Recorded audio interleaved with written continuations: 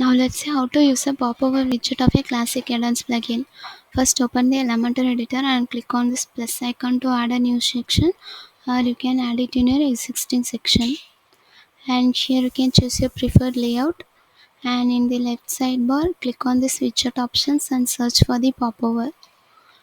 Simply click on it to add it in your section, and in the left side you can see extra class. Here you can add your class for customizing this widget. And the next one is pop-up trigger type, and here you can choose the type like icon, button, image or text. Now let's choose text option, and here you can choose the popover position. Let's choose from top, bottom, left or right. The next one is select event. This option for popover shown by click or hover. Let's choose hover. The next option is text, and here you can change the popover text. The next option is popover content, and here you can change your popover content.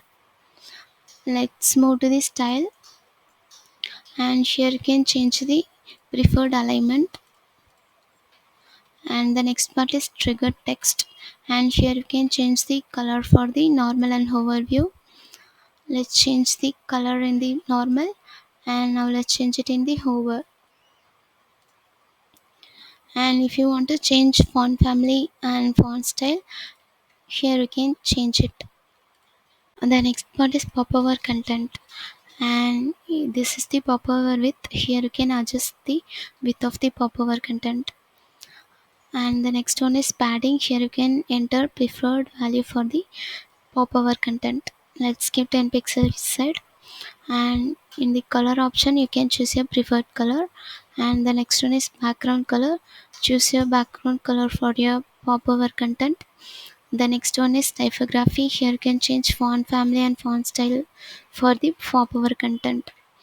The next one is border type. If you want to set border, you can choose the type here. Let's choose solid, and here you can enter preferred width of the border. Let's give 1 pixel each side.